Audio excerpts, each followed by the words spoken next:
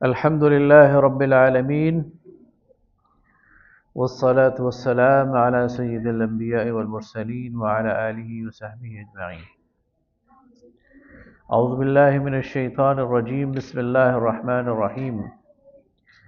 تنزيل الكتاب من الله العزيز الحكيم. إنا أنزلنا إليك الكتاب بالحق فاعبد الله مخلصا له الدين ألا لله الدين الخالص. صدق الله العظيم. اللهم صل على سيدنا مولانا محمد وعلى آل سيدنا مولانا محمد وبارک وسلم. ثم صل علیہ. سورہ زمر یہ نبی صلی اللہ علیہ وسلم پر ہجرت حبشہ سے پہلے نازل ہوئی ہے، اور اس میں ایک اشارہ ہے کہ جس میں کہا جا رہا ہے کہ اللہ کی زمین وسیع ہے، تو اس کی طرف اشارہ ہے. فرمایا کہ یہ کتاب ایک زبردست اور دانا ذات کی طرف سے تنزیل ہے، یعنی پورے اہتمام سے اتاری گئی ہے، اور دین کو اسی کے لیے خالص کر کے بندگی کرو. خبردار، الا للہ الدین الخالص، اللہ ہی کے لیے دین خالص کرو. دین قرآن پاک کی اصطلاح ہے، ٹرم ہے، اور قرآن کی روشنی میں جب دین کا مفہوم اس کو معلوم کرنے کی کوشش کی جائے تو سب سے پہلی بات تو یہ ہے کہ اللہ اسلام کو دین قرار دیتا ہے. فرمایا ان الدین عند اللہ الاسلام، اللہ کے ہاں دین بس اسلام ہے. اور یہ صرف محمد الرسول اللہ صلی اللہ علیہ وسلم کا دین نہیں ہے، بلکہ تمام انبیاء کا دین اسلام تھا. نوح علیہ السلام بھی مسلم تھے، ہود علیہ السلام اور صالح علیہ السلام یہ بھی مسلم تھے. ابراہیم علیہ السلام اور ان کی ساری ذریت سورہ بقرہ میں گزر چکا ہے، انہوں نے اپنی اولاد سے عہد لیا کہ مسلم بن کر رہنا ہے. تو تمام انبیاء کا دین اسلام تھا. ہر نبی کا دین تو ایک تھا لیکن شریعت مختلف تھی. تو یہاں ذرا ایک فرق بھی سمجھ لیجئے، دین اور چیز ہے، شریعت اور چیز ہے. پہلے دین سمجھ لیں کہ دین کیا ہے. دین ہے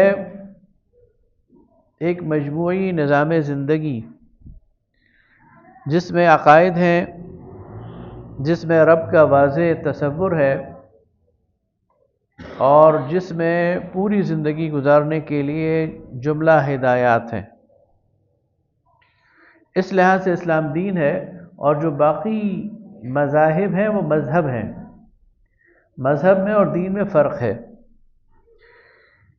مذہب کا اگر انگریزی ترجمہ کیا جائے تو ریلیجن بنتا ہے، اور ریلیجن کو اگر آپ ڈیفائن کریں، آکسفورڈ کی ڈکشنری اٹھائیں اور ریلیجن کو ڈھونڈیں تو وہ آپ کو بتائے گا سیٹ آف فیو ریچولز، چند رسموں، چند رواجوں، چند عبادات کا مجموعہ.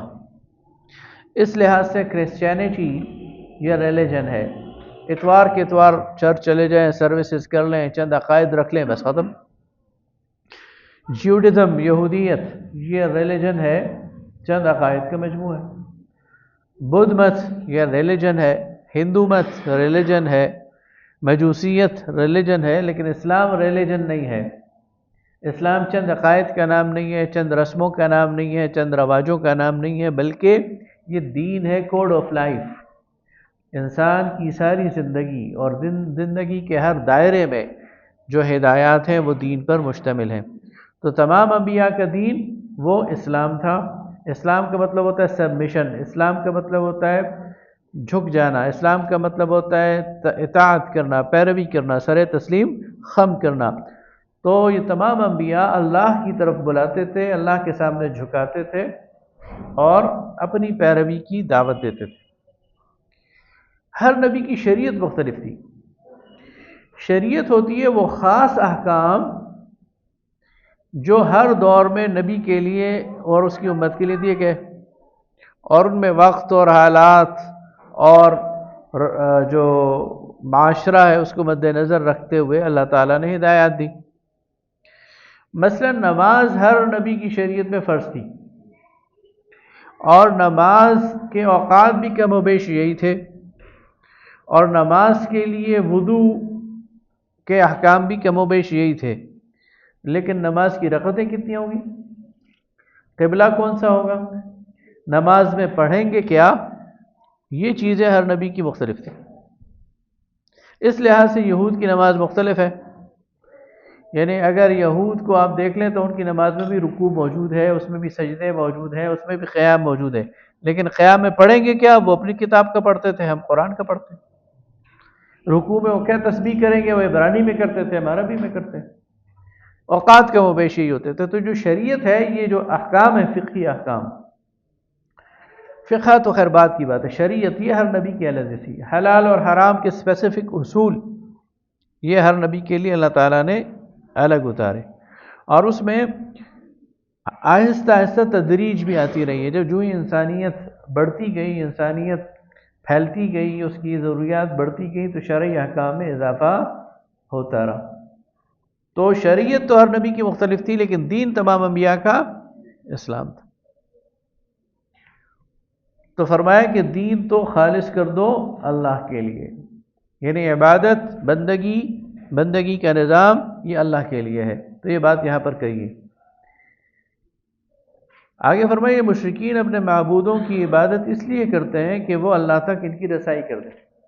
مشرکین مکہ اللہ کو مانتے تھے، خالق کائنات مانتے تھے، رب مانتے تھے، لیکن سمجھتے تھے جو ہماری دیوی دیوتائیں ہیں یہ ہمیں اللہ تک پہنچاتی ہیں، یہ وایا میڈیم ہے، ان کے ذریعے ہم اللہ تک پہنچتے ہیں۔ جس طرح ان کا تصور یہ تھا کہ اللہ بھی باقی بادشاہوں کی طرح ایک بادشاہ ہے، اور دنیا میں کسی بادشاہ تک آپ ڈائریکٹ رسائی حاصل نہیں کر سکتے، آپ کو راستے میں لازماً 10 لوگوں سے ہو کر گزرنا پڑتا ہے، اور آپ کے تعلقات ہوں گے تو آپ کو رسائی ہوگی، ورنہ نہیں ہوگی۔ تو ان کی اللہ کے بارے میں بھی یہ غلط فہمی تھی کہ اللہ تک پہنچنے کے لیے، اور آج بھی بہت سارے لوگ یہ جو وسیلے کی بات کرتے ہیں نا، تو ان کے ذہن میں یہی ہوتا ہے، حالانکہ اللہ نے قرآن میں بھی اور ہر نبی کو بھی بتایا کہ اللہ تک پہنچنے کے لیے کسی کو کسی وسیلے، واسطے، میڈیم کی ضرورت نہیں ہے، اور کسی خاص جگہ کی ضرورت بھی نہیں ہے۔ اللہ تک ہر بندہ ہر وقت اس کو اپروچ کر سکتا ہے۔ تو یہ مشرکین کیوں کرتے تھے کہ اس لیے کہ اللہ تک ہمیں پہنچا دیں۔ تو توحید اس صورت میں یہ پختہ کی گئی ہے، اور فرمایا کہ زمین و آسمان کی تخلیق، سورج چاند کی تخلیق، تسخیر، اور خود تمہاری تخلیق اور چوپایوں کی تخلیق، یہ سب اس بات پر گواہ ہے کہ اس کائنات کا ایک رب ہے اور وہ تمہارا رب ہے۔ آگے ایک بڑی اہم بات بتائی کہ ان تکفروا فإن اللہ غنی عنکم، اگر تم کفر کی روش اختیار کرو گے نا تو تمہیں کسی غلط فہمی میں مبتلا نہیں ہونا چاہیے کہ تم اللہ کو کوئی نقصان پہنچا رہے ہو۔ اللہ تو بے نیاز ہے، اس کی طرف سے دنیا میں بسنے والی ساری کی ساری مخلوقات اس کی باغی ہو جائیں، اس کے اقتدار میں ایک تن کا برابر کمی نہیں لا سکتے، اس کے اقتدار میں کسی کی بغاوت سے کوئی کمی نہیں آئے گی، وہ تو بے نیاز ذات ہے۔ آگے فرمایا وَلَا يَرْضَى لِعِبَادِهِ الْكُفْرِ، لیکن وہ اپنے بندوں کے لیے کفر پسند نہیں کرتا۔ یہ اس کی ناپسندیدگی ہے کہ کوئی اس کے بندے اس کا کفر کریں۔ وَإِن تَشْكُرُوا يَرْضَهُ لَكُمْ، اور اگر تم شکر گزار رویہ اختیار کرو گے تو وہ اس کو تمہارے لیے پسند کرتا ہے، تو تم پھر بندے بن جاؤ اور اس کے شکر گزار بنو، اور وہ تم سے راضی ہو جائے گا۔ آگے فرمایا قُلْ يَا عِبَادِيَ الَّذِينَ آمَنُوا اتَّقُوا رَبَّكُمْ لِلَّذِينَ أَحْسَنُوا فِي هَذِهِ الدُّنْيَا حَسَنَةٌ وَأَرْضُ اللَّهِ وَاسِعَةٌ، مسلمانوں پر مکہ کی زندگی تنگ کر دی گئی، ان پر تعذیب و تشدد ہونے لگ گیا، تو پھر انہیں اجازت دی گئی کہ تم حبشہ کی طرف ہجرت کر سکتے ہو۔ مکہ کے جو حالات ہیں اگر ان کا مطالعہ کیا جائے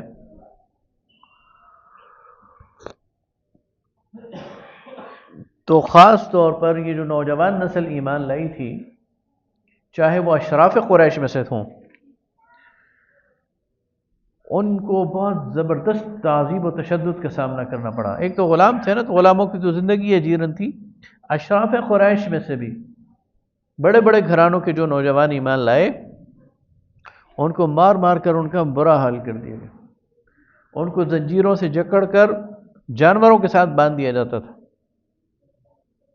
جس طرح بالکل قید رکھا جاتا ہے، اور ان کے والدین اور ان کے بڑے بھائی اور ان کے قبیلے والے یہ سمجھتے تھے کہ شاید اس سے یہ باز آ جائیں گے، لیکن وہ ظاہر ہے دین پر قائم تھے، تو ان سب کو پھر یہ اجازت دی گئی کہ وہ اس مکہ سے نکل جائیں اور ہجرت کر لیں، اللہ تعالیٰ کی جو زمین ہے یہ وہ ہے، وسیع ہے۔ آگے فرمایا انما یوفی الصابرون اجرہم بغیر حساب، صبر کرنے والوں کے لیے بغیر حساب کے اللہ نے اجر رکھا ہوا ہے۔ جو صبر کرتا ہے نا اس دنیا میں، ایک تو اس دنیا میں بھی اللہ تعالیٰ اسے اس صبر کا پھل دیتا ہے، اور آخرت میں فرمایا کہ اس کا اجر وہ بے حساب و کتاب۔ آگے فرمایا قل انی امرت ان اعبد اللہ مخلصا لہ الدین وامرت ان اکون اول المسلمین، کہ مجھے تو حکم دیا گیا ہے کہ میں اللہ کے لیے بندگی کروں اور دین کو اسی کے لیے خالص کر دوں، اللہ کی توحید میں، اس کی صفات میں، اس کی ذات میں، اس کے اختیارات میں، اس کے تصرف میں کسی کو شریک نہ بناؤں۔ مکہ کے اندر توحید کا سبق بار بار دیا گیا اور توحید کو اچھی طرح پختہ کیا گیا، توحید پر اہل ایمان کو یعنی صحیح ان کی ٹریننگ کی گئی۔ آگے فرمایا والذین اجتنبوا الطاغوت ان یعبدوها وانابوا الی اللہ لهم البشری فبشر عباد۔ اور توحید صرف یہ نہیں ہے کہ اللہ کا اقرار، بلکہ توحید کا پہلا قدم یہ ہے کہ اللہ کے علاوہ جتنے بھی معبود ہیں ان سب کا انکار۔ لا الہ، لا سے شروع بات ہوتی ہے، انکار سے بات شروع ہوتی ہے۔ جتنے طاغوت ہیں جنہوں نے اللہ کو چیلنج کر دیا ہے، نافرمانی کی 3 سٹیجز ہیں۔ ایک ہے بندہ وہ انفرادی طور پر کوئی گناہ کرتا ہے لیکن ہوتا مسلمان ہے، یہ گناہ گار ہے۔ ایک وہ شخص ہے جو کھلم کھلا نافرمانی کرتا ہے اور مسلمان بھی نہیں ہے، یہ کافر ہے۔ اور ایک تیسرا وہ ہے جو نافرمان بھی ہے لیکن باغی بھی ہے، چیلنج کرتا ہے اللہ تعالیٰ کی ذات کو، اختیارات کو، اور خود اپنی ربوبیت کا اور اپنی خدائی کا دعویٰ کرتا ہے، یہ طاغوت ہے۔ تو فرمایا طاغوت کا انکار اور رب پر ایمان، یہ 2 سٹیجز ہیں، اس کے بعد انسان کے لیے خوشخبری ہے۔ آگے فرمایا اللہ نزل احسن الحدیث کتابا متشابہا مثانی، اللہ تعالیٰ نے ایک ایسی کتاب نازل کی ہے جو بہت ہی اچھی حدیث ہے، اچھی بات ہے، ایک ایسی کتاب متشابہہ جس میں متشابہ باتیں بھی کی گئی ہیں، یعنی ملتی جلتی باتیں بھی موجود ہیں، مثانی، اور اس میں بہت ساری چیزوں کو دہرایا گیا۔ آپ دیکھیں قرآن پاک میں اللہ تعالیٰ سابقہ اقوام کے قصے دہراتا ہے، اور اسی طرح توحید کے دلائل دہراتا ہے، کہ آثار کائنات کے حوالے سے باتیں دہراتا ہے، اور اس کو کہتے ہیں تصریف۔ اللہ تعالیٰ ایک ہی بات کو مختلف پیرایوں میں بات بیان کرتا ہے۔ میر انیس ایک بہت اچھا شاعر گزرا ہے، تو وہ اپنے بارے میں تعلی کرتا ہے، یہ شاعر عموماً اپنے بارے میں تعلی کرتے ہیں، بڑا بول بولتے ہیں، تو وہ کہتا ہے کہ گلدستہ معنی کو نئے رنگ سے باندھوں، ایک پھول کا مضمون ہو 100 رنگ سے باندھوں، کہ پھول تو ایک ہے لیکن میں اتنی قدرت رکھتا ہوں کہ 100 انداز میں اس کی تعریف کروں۔ تو انسان کے لیے تو یہ تعلی ہے، لیکن اللہ رب العالمین بعض اوقات ایک ہی فیکٹس کو، ایک ہی حقیقت کو، ایک ہی بات کو کئی انداز سے بیان کرتا ہے، اور وہ اس لیے کرتا ہے کہ کسی کو کوئی انداز سمجھ آ جاتا ہے، کسی دوسرے کو کوئی دوسرا بات، چونکہ یہ قیامت تک کے لیے ہے، اور بار بار یہ دہانی ہے اس میں، اور یہ جو تصریف ہے اس کو پڑھ کر بندہ بور بھی نہیں ہوتا۔ اس لیے قرآن پاک کے شروع میں ہم نے وہ حدیث پہلے دن وہ کی تھی کہ نبی صلی اللہ علیہ وسلم نے فرمایا کہ وَلَا تَخْلُقُ كَثْرَةِ الرَّدِّ، قرآن پاک بار بار پڑھنے سے بوسیدہ محسوس نہیں ہوگا، یہ فریش لگے گا۔ اس کی وجہ یہ ہے کہ اللہ تعالیٰ نے اس کے لیے ایسا خوبصورت انداز اختیار کیا ہے کہ اس میں چیزوں کو مختلف انداز، آدم اور حوا کا قصہ قرآن پاک میں 7 مرتبہ بیان ہوا ہے، لیکن آپ ہر دفعہ دیکھیں گے تو ایک نئے اینگل سے بیان ہوا ہے، اور اس سے ایک نیا سبق وہ حاصل کیا جاتا ہے۔ تو انسان کہتا ہے گویا میں اس وقت اس کو پہلی دفعہ پڑھ رہا ہوں، اور اس سے پہلے اچھا ویسے بھی آپ جب قرآن پڑھتے ہیں ہم، اور خاص طور پہ جب آپ کی ترجمے پر نظر ہوتی ہے تو آپ نے اس آیت کو 100 دفعہ پڑھا ہوگا، لیکن آپ پڑھیں گے وہ کہیں گے اوہ اچھا اس میں یہ مفہوم بھی ہے اور اس کا یہ مطلب بھی ہے، اور انسان جو ہے وہ ایک نیا معنی اور نیا مطلب اس کے ذہن میں فلش ہو جاتا ہے، بالکل جس طرح ایک لائٹ فلیش ہوتی ہے نا، اسی طرح وہ فلیش ہو جاتا ہے اور اس کو سمجھ آتی ہے کہ اس کا یہ مطلب ہے۔ اللہ فرماتا ہے کہ یہ ہم نے ایسی کتاب اتاری ہے جو بہت ہی اچھی بات ہے، اور جس میں متشابہ اور مثانی یعنی بار بار دہرائی جانے والی تقشعر منہ الجلود، اور اس سے انسانوں کی جلدوں پر ان کی جو وہ ہے وہ رونگٹے کھڑے ہو جاتے ہیں۔ یخشون ربہم، اپنے رب کی خوف سے، ثم تلین جلودہم، پھر یہ کھالیں نرم پڑ جاتی ہیں، وقلوبہم الی ذکر اللہ، اللہ کے ذکر سے۔ اہل ایمان جب قرآن پڑھتے تھے تو ان کی جسم پر فزیکل اثر ہوتا تھا اس کا، اس میں جو جہنم اور جو غم کی بات ہے یا جو ڈراوا ہے وہ انسان فیل کرتا ہے اپنے جسم پر، اور اس میں جو خوشی اور فرحت کی بات ہے اس کو بھی انسان فیل کرتا ہے، اور وہ چیزیں اسے محسوس ہو رہی ہوتی ہیں۔ تو یہ قرآن کا ایک اعجاز ہے کہ لوگ اس کی وجہ سے ان کے جسموں پر بھی اثر ہوتا ہے۔ آگے فرمایا قل یا عبادی الذین اسرفوا علی انفسہم، بہت ہی قرآن پاک کی وہ آیت ہے جو کہ اہل ایمان کے لیے دلاسا دینے والی ہے کہ اے ایمان والو جنہوں نے اپنی جانوں پر ظلم کیا، لا تقنطوا من رحمت اللہ، اللہ کی رحمت سے مایوس نہ ہونا، ان اللہ یغفر الذنوب جمیعا، وہ سارے کے سارے گناہ معاف کر سکتا ہے، انہ هو الغفور الرحیم، بے شک کہ وہ بخشنے والا اور رحم کرنے والا ہے۔ کہ سورہ غافر آئے گا، سورہ مومن، وہاں انشاءاللہ اس پہ بات کریں گے کہ اللہ تعالیٰ نے یعنی اللہ کی کتنی چاہت ہے اہل ایمان کے لیے کہ اہل ایمان جو ہے وہ اللہ سے مغفرت کرے، تو اللہ تعالیٰ نے اس کے لیے کیسے کیسے انتظام کیے۔ تو اس آیت میں اللہ تعالیٰ اہل ایمان کو کہتا ہے کہ مجھ سے مایوس ہونے کی ضرورت نہیں ہے۔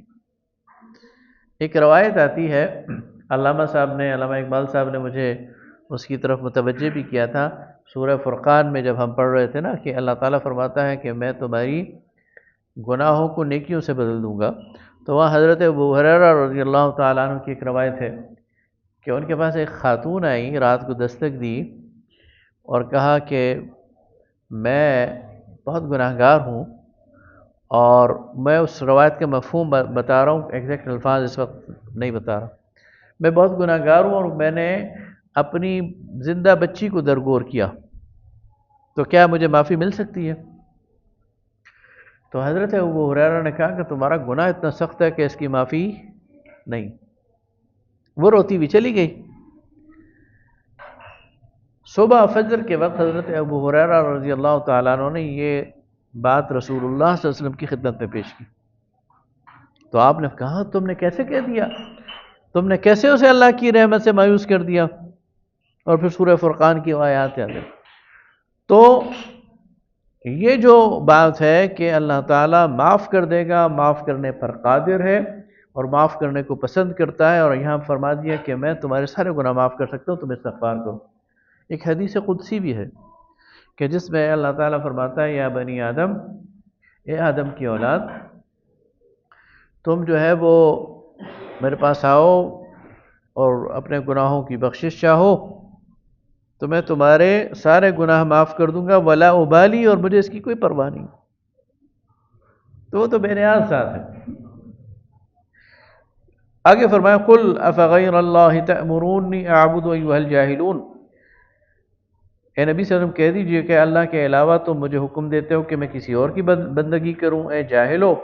وَلَقَدْ أُوحِيَ إِلَيْكَ وَإِلَى الَّذِينَ مِنْ قَبْلِكَ، حالانکہ اے نبی تیری طرف وحی کی گئی اور تجھ سے پہلے بھی لوگوں کی طرف، لَإِنْ أَشْرَكْتَ لَيَحْبَطَنَّ عَمَلُكَ، اگر تم نے شرک کیا تو اس شرک کے نتیجے میں تمہارے سارے گناہ، تمہارے سارے نیک اعمال وہ ضائع ہو جائیں گے۔ وَلَتَكُونَنَّ مِنَ الْخَاسِرِينَ، اور تم خسارہ پانے والوں میں سے ہو جاؤ گے۔ بَلِ اللَّهَ فَاعْبُدْ وَكُن مِّنَ الشَّاكِرِينَ، بس اللہ کی بندگی کرو اور شکر گزار بنو۔ آگے فرمایا وَمَا قَدَرَ اللَّهَ حَقَّ قَدْرِهِ وَالْأَرْضُ جَمِيعًا قَبْضَتُهُ يَوْمَ الْقِيَامَةِ وَالسَّمَاوَاتُ مَطْوِيَّاتٌ بِيَمِينِهِ سُبْحَانَهُ وَتَعَالَى عَمَّا يُشْرِكُونَ۔ اور ان لوگوں نے اللہ کی قدر نہ جانی جس طرح کہ اس کی قدر ہے، حالانکہ زمین و آسمان اس کے قبضے قدرت میں ہے، اور قیامت کے دن یہ سارے اس کے لیے مطیع ہوں گے، اور وہ پاک ہے اور بلند ہے اور بالاتر ہے اس شرک سے جو یہ لوگ کرتے ہیں۔ آگے فرمایا کہ کفار جو ہیں یہ گروہ در گروہ جہنم میں دھکیلے جائیں گے، اور جب انہیں جہنم میں ڈالا جائے گا تو جہنم کا جو داروغہ ہوگا وہ کہے گا کیا تمہارے پاس کوئی رسول نہیں آئے تھے جنہوں نے تمہیں ڈرایا ہو اس انجام سے؟ تو اس وقت کہیں گے کیوں نہیں آئے تھے، لیکن ہم نے نہیں مانا۔ آگے اہل ایمان کو گروہ در گروہ جنت میں داخل کیا جائے گا، ان کا استقبال ہوگا، فرشتے انہیں سلامتی کریں گے اور انہیں مبارکباد دیں گے۔ پھر آخر میں ایک منظر بیان کیا جا رہا ہے وَتَرَى الْمَلَائِكَةَ حَافِّينَ مِنْ حَوْلِ الْعَرْشِ، تصور کریں ذرا، اور تم دیکھو گے کہ فرشتے عرش کے ارد گرد طواف کر رہے ہیں، جس طرح بیت اللہ کے ارد گرد مسلمان طواف کرتے ہیں نا۔ اللہ فرماتے ہیں وَتَرَى الْمَلَائِكَةُ حَافِّينَ مِنْ حَوْلِ الْعَرْشِ، تم دیکھو گے کہ فرشتے اللہ کے عرش کے ارد گرد طواف کر رہے ہیں، یسبحون بحمد ربہم، اور رب کی تسبیح کر رہے ہیں اور اس کی حمد بیان کر رہے ہیں۔ وَقُضِيَ بَيْنَهُمْ بِالْحَقِّ، اور ان کے درمیان فیصلہ کر دیا گیا سچائی کے ساتھ۔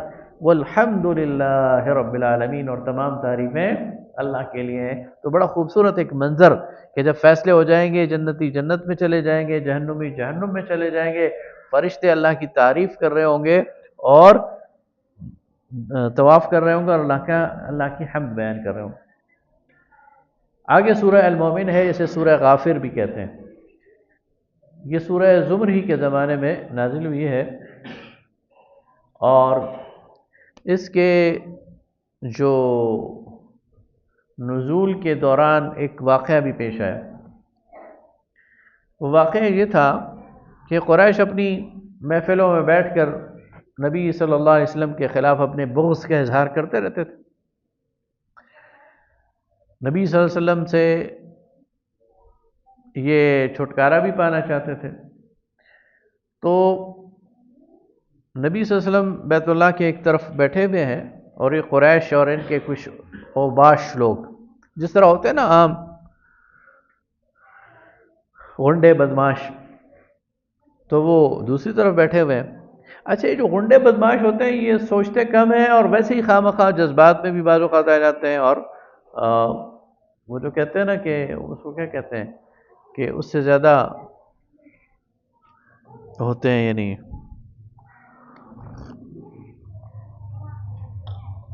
زیادہ، یعنی اپنی ایکٹیویٹی دکھانے کی کوشش کرتے ہیں نا، ہاں، شاہ سے زیادہ شاہ کے وفادار۔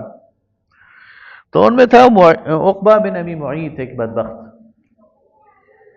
اس نے وہ اٹھا، پتہ نہیں اسے کیا سوجی، اور وہ اپنی چادر لے کر اس نے نبی صلی اللہ علیہ وسلم کے گلے میں ڈالی اور اس کو گھمانا شروع کر کے آپ کا گلا گھونٹنے کی اور آپ کو خدا نخواستہ قتل کرنے کی کام شروع کر دیا اس نے۔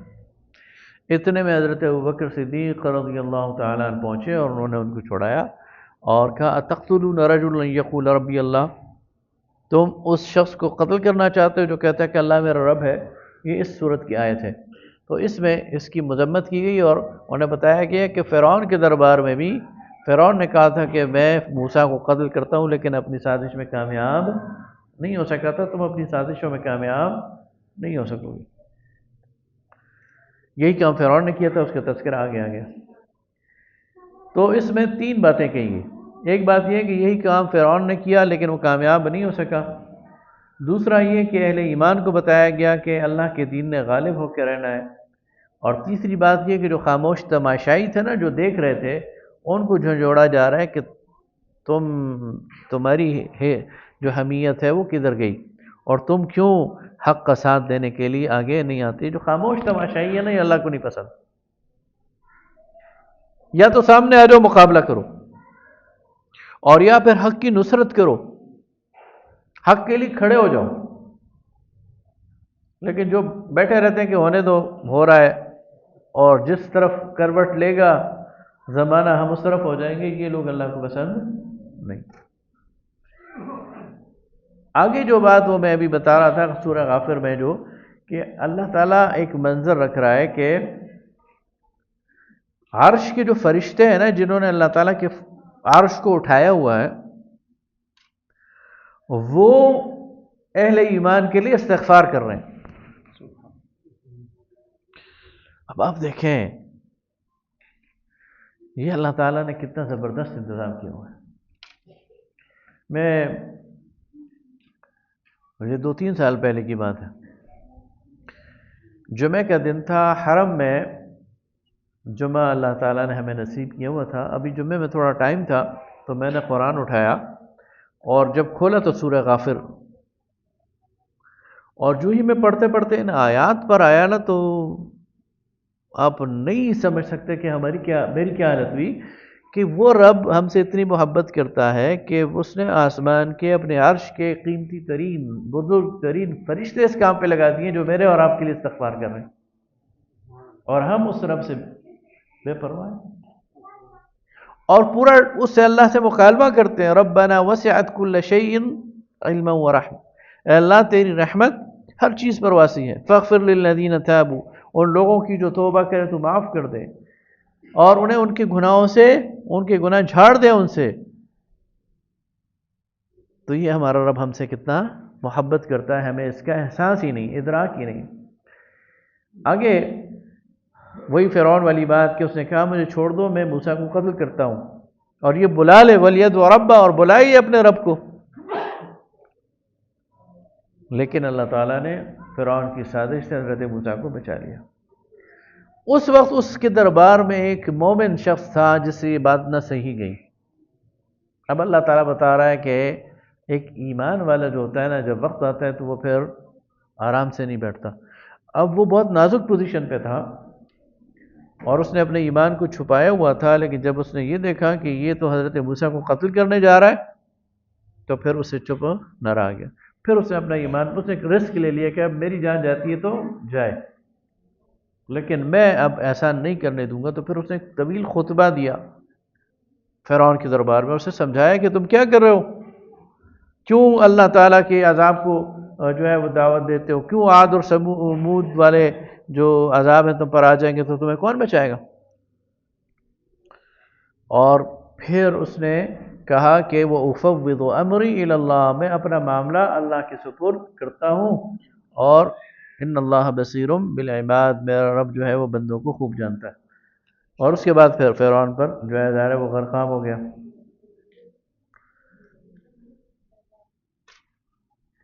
آگے فرمایا کہ وقال ربکم ادعونی استجب لکم ان الذین یستکبرون عن عبادتی سیدخلون فی جہنم داخرین.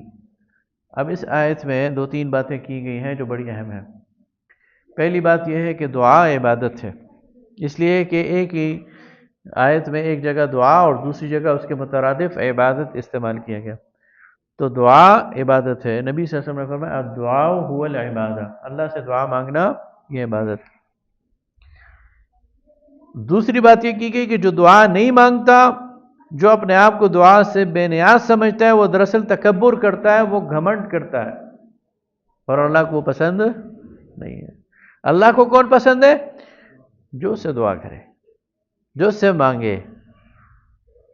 اور اللہ فرماتا ہے کہ جو مجھ سے مانگتا ہے میں اسے اس کی دعا قبول کرتا ہوں.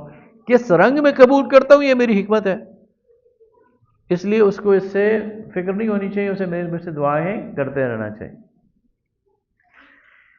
آگے ایک اور بات اس میں جو پوشیدہ ہے وہ یہ ہے کہ بعض اوقات شیطان دل میں ایک اور بات ڈال دیتا ہے، اور وہ ہے تقدیر. جب اللہ نے میری تقدیر مقرر کر دی ہے، میرے لیے زندگی لکھ دی ہے، میرے لیے موت لکھ دی ہے، میرے لیے رزق لکھ دی ہے، تو اب مانگنے سے کیا فرق پڑے گا؟ اب تو میں مانگوں یا نہ مانگوں مجھے تو وہی ملے گا. اس پر نبی صلی اللہ علیہ وسلم نے فرمایا کہ لا يرد القضاء الا الدعاء، اللہ نے تمہارے لیے کوئی چیز لکھ دی ہے، وہ بدل سکتی ہے اگر تم دعا کرو. یعنی تقدیر انسان تو نہیں بدل سکتا، کوئی بھی انسان ایسا نہیں جو اپنی تقدیر خود بدل دے، لیکن اس کا مطلب یہ نہیں ہے کہ وہ قادر مطلق جس نے تقدیر لکھی ہے وہ نہیں بدل سکتا. ایسا نہیں ہے کہ اس نے لکھنے کے بعد اپنے ہاتھ باندھ دیے ہیں، ایسا نہیں ہے.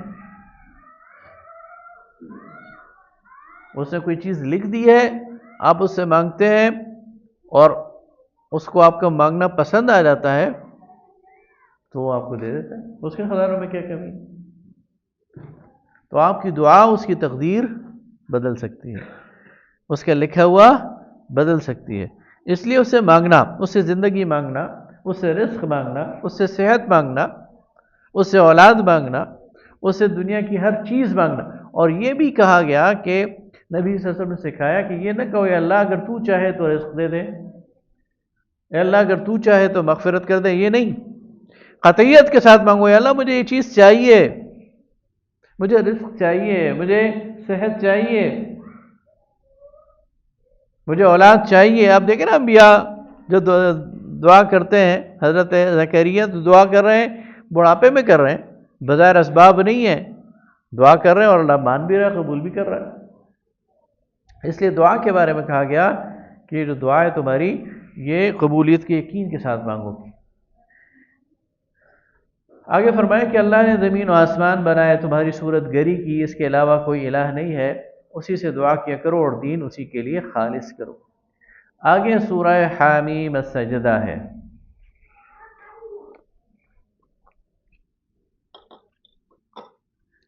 یہ نبوت کے 6 یا 7ویں سال نازل ہوئی ہے، اور حضرت حمزہ ایمان لا چکے تھے 6 سال، یہ اس کے بعد نازل ہوئی. اس کے پیچھے بھی ایک واقعہ آتا ہے سیرت میں. عتبہ بن ربیعہ قریش کے سردار تھے، ابو سفیان کے سسر، بڑے زیرک. غزوہ بدر میں یہ قتل ہو گئے تھے، اگرچہ یہ غزوہ بدر میں جانے کے لیے تیار نہیں تھے اور ابو جہل کو بھی منع کر رہے تھے، لیکن پھر اپنی قبائلی عصبیت میں ان کے ساتھ چلے گئے اور بیچارے مارے گئے. تو یہ ذرا بیلنس آدمی تھے، متوازن فکر کے آدمی تھے، ہوشیار تھے، زیرک تھے اور پریشان تھے ساری صورتحال سے. تو اس نے ایک دن قریش کو کہا کہ مجھے موقع دو، میں محمد صلی اللہ علیہ وسلم سے ذرا مذاکرات کرتا ہوں اور ان کے ساتھ کوئی درمیانی راستہ نکالنے کی کوشش کرتا ہوں. انہوں نے کہا ٹھیک ہے. یہ نبی صلی اللہ علیہ وسلم کی خدمت میں آیا، بزرگ آدمی تھا، نبی صلی اللہ علیہ وسلم بزرگوں کا احترام بھی کرتے تھے. تو اس نے کہا بھتیجے تمہاری وجہ سے گھروں میں لڑائی پڑ گئی، ہر گھر میں باپ بیٹے سے، بہن بھائی سے، میاں بیوی سے یہ ایک مصیبت بنی ہوئی ہے. تو میں تمہارے پاس کچھ تجویزیں لے کے آیا ہوں، تو میری بات غور سے سنو. آپ نے فرمایا سناؤ، میں تمہاری بات غور سے سنتا ہوں. اس نے کہا دیکھو اگر تم یہ سب کچھ مال کے لیے کر رہے ہو نا، تو میں ذمہ لیتا ہوں کہ میں قریش کا مال جمع کر کے تمہارے حوالے کر دوں گا، اور ہمیں پتہ ہے تم صادق بھی ہو، امین بھی ہو، تم اسے ضائع نہیں کرو گے، تو تمہارے پاس مال بھی آ جائے گا، تجارت کرنا اور جو تمہارا جی چاہے اس میں کرتے رہنا. تمہاری اگر مال کی خواہش ہے تو میں تمہارے گھر کو سونے چاندی سے بھر دیتا ہوں، اگر تمہیں سرداری اور بادشاہت چاہیے تو اس کا بھی انتظام ہم کر لیتے ہیں، ہم سب مل کر تمہیں اپنا بادشاہ بنا لیتے ہیں اگر تم یہ کام اس لیے کرو. اور تیسری بات اس نے بڑی عجیب کہی، اگر تمہیں کوئی بیماری ہے، کوئی جنون ہے، کوئی جن تمہیں چمٹ گیا ہے، تو ہم عرب کا بہترین سے بہترین طبیب بلا لیتے ہیں اور تمہارا علاج بھی کرتے ہیں اور تمہارا خرچہ بھی نہیں ہونے دیں گے، لہذا ہمارے ساتھ کوئی بات کرو اور یہ مسئلہ ختم کرو. آپ صلی اللہ علیہ وسلم نے اس کی بات غور سے سنی، پھر کہا آپ اپنی بات کر چکے؟ اس نے کہا میں کر چکا. کہا اچھا اب میری سنو. اور پھر آپ صلی اللہ علیہ وسلم نے سورہ حامیم السجدہ یہ جو ہے اس کی تلاوت شروع کر دی، اور روایات میں آتا ہے کہ وہ دونوں ہاتھ پیچھے ٹیکے اس طرح، جس طرح بندہ استراحت میں نا اس طرح پیچھے کر کے دونوں ہاتھ ٹیکے وہ سننا شروع ہوا۔ جب اس پہ آیت سجدہ آئی تو رسول اللہ صلی اللہ علیہ وسلم نے سجدہ کیا اور کہا کہ اے ابو الولید یہ میرا جواب ہے۔ وہ نبی صلی اللہ علیہ وسلم کی مجلس سے اٹھا اور ڈگمگاتے قدموں کے ساتھ قریش کی طرف جا رہا تھا، تو دور سے لوگوں نے دیکھا اور کہا ابو الولید جو چہرہ لے کر گیا تھا وہ واپس لے کر نہیں آ رہا۔ اس سے وہاں جا کر کہا کہ لوگوں میں نے ایسا کلام سنا ہے جو نہ شعر ہے نہ سحر ہے، جادو ہے، اور میں نے ایسی کوئی بات اس میں نہیں دیکھی کہ اس میں کوئی جنون ہو، یہ تو بہت ہی عقل والی بات ہے، اور میری ایک بات مانو، اس کا پیچھا چھوڑ دو، یہ غالب آ جائے تو اس کا غلبہ تمہارا غلبہ ہے، لوگ تمہاری بات کریں گے کہ قریش غالب آ گئے، اور اگر اس کے دشمنوں نے اس کو مار دیا تو تمہارا کام ہو جائے گا، تو تم کیوں بیچ میں پڑ رہے ہو؟ تمہیں اس کے راستے سے ہٹ جانا چاہیے۔ تو یہ وہ صورت تھی جس کے ساتھ اس کے یہ وہ تھے۔ اس سے آپ اندازہ لگائیں کہ نبی صلی اللہ علیہ وسلم لوگوں کو قرآن سناتے تھے، اور قرآن لوگوں پر اثر کرتا تھا، اور قرآن ہی لوگوں کو جواب بھی دیتا تھا۔ تو یہ کہتے ہیں کہ اب آگے جو آیات آ رہی ہیں کہ یہ کہتے ہیں ہمارے دلوں پر غلاف چڑھے ہوئے ہیں اور ہمارے کانوں میں گرانی ہے اور ہمیں تمہاری بات سمجھ نہیں آتی۔ تو نبی صلی اللہ علیہ وسلم کو کہا جا رہا ہے کہ اے نبی صلی اللہ علیہ وسلم ان سے کہہ دیجئے کہ میں تو ایک انسان ہوں اور وحی کا اتباع کرتا ہوں، اور اس کے علاوہ میرے پاس اور کوئی نہ معجزہ ہے اور نہ کوئی اور بات ہے۔ اس کے بعد اللہ تعالیٰ فرماتا ہے کہ یہ کائنات اللہ نے، یہ زمین و آسمان، یہ 6 دنوں میں پیدا کی، اور اس میں انسانوں کی ضرورت کے مطابق اور مخلوقات کی ضرورت کے مطابق سارے ارزاق اور سارے وسائل زمین کے اندر اللہ تعالیٰ نے رکھ دیے۔ اس زمین پر جتنی آبادی ہے یا قیامت تک جتنی آبادی آئے گی، اور صرف انسانوں کی نہیں بلکہ جتنی بھی مخلوقات ہیں ان کی جتنی ضروریات ہیں وہ اللہ تعالیٰ نے قبل از وقت اس میں رکھ دی ہیں، اور ہر دور کے جو تقاضے ہیں اس کے مطابق کی جو ضروریات ہیں وہ اسی دور میں ایکسپلور ہوتی ہیں۔ اب آپ دیکھیں نا، یہ جو پیٹرول ہے یہ زمین میں آج کا تو نہیں ہے، یہ تو جب سے زمین بنی ہے یہ پیٹرول موجود ہے۔ دریافت کب ہوا؟ دریافت پچھلی صدی میں ہوا جب اس کی ایکچولی ضرورت پڑ گئی، ورنہ ڈرل تو اس وقت بھی لوگ کرتے تھے، کنویں تو کھودتے تھے، پانی تو نکالتے تھے، کسی جگہ سے تیل نکلا ان 1400 سالوں میں نہیں نکلا، حالانکہ اسی زمین میں موجود ہے، اس لیے کہ ضرورت نہیں تھی، لیکن جب ضرورت ہوئی تو انسانوں نے کنواں کھودا اور اس میں سے تیل نکلا ہے۔ تو اللہ تعالیٰ نے ہر دور کے لیے اس کے ضرورت کے مطابق اس کے اندر قوت رکھ دی ہے، اس کے اندر معدنیات رکھ دی ہیں، اور ہمیں نہیں پتہ اس میں کیا کیا پوشیدہ ہے ابھی، اور مستقبل کی ضرورتوں میں وہ کب کب کام آئے گا تو اس وقت نکلتا رہے گا۔ تو اللہ تعالیٰ نے اس کے اندر سب کچھ رکھ دیا ہے مخلوقات کی ضروریات کے لیے۔ آگے اس میں ایک لطیف نقطہ بیان کیا گیا کہ جب یہاں اللہ ذکر کر رہا ہے نا تو پہلے زمین کا ذکر کر رہا ہے پھر آسمان کا، کہ پہلے زمین بنی اور پھر آسمان بنا۔ یہ جو اس وقت بگ بینگ کی تھیوری ہے نا وہ یہ ہمیں بتاتی ہے کہ جب یہ انتشار ہوا ہے نا، وہ سنگولیرٹی سے اور ایک اکائی سے جب یہ منتشر ہوئی ہیں تو پہلے زمین وجود میں آئی ہے، اور اس کے بعد یہ جو فضائے نیل گوں ہے جسے ہم آسمان کہتے ہیں نا، یہ اس کے بعد وجود میں ہے۔ تو یہ وہ اشارے ہیں جو بعض اوقات قرآن پاک ہمیں دیتا بھی ہے۔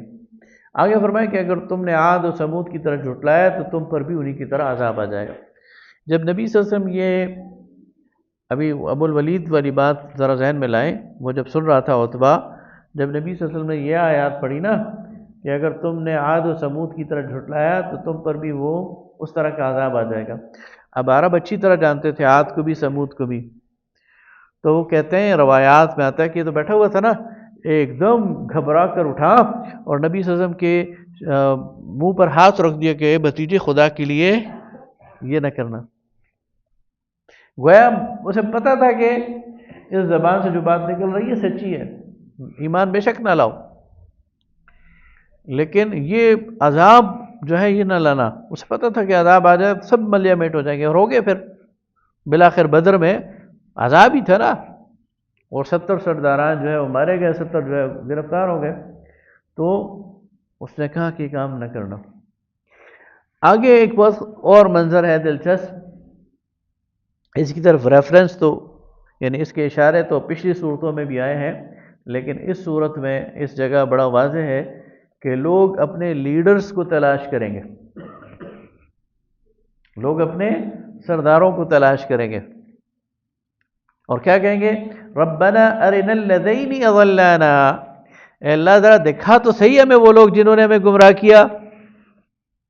کیا کرو گے؟ نجعلہما تحت اقدامنا، ہم انہیں اپنے پاؤں کے نیچے کچلنا چاہتے ہیں، ان کی وجہ سے آج ہم جہنم میں جا رہے ہیں۔ آج تو زندہ آباد لگا رہے ہیں نا، زندہ آباد فلانا فلانا فلانا، جیوے جیوے، اچھل اچھل کے 6 فٹ نعرے لگاتے ہیں۔ کل قیامت کے دن ان کو تلاش کر رہے ہوں گے، دیکھ رہے ہوں گے کدھر گئے ہیں، اور پھر کہیں گے اللہ ہمارے قابو میں دے کہ ہم انہیں اپنے قدموں کے نیچے رون دیں کہ ان کی وجہ سے ہم آج تباہ ہو گئے۔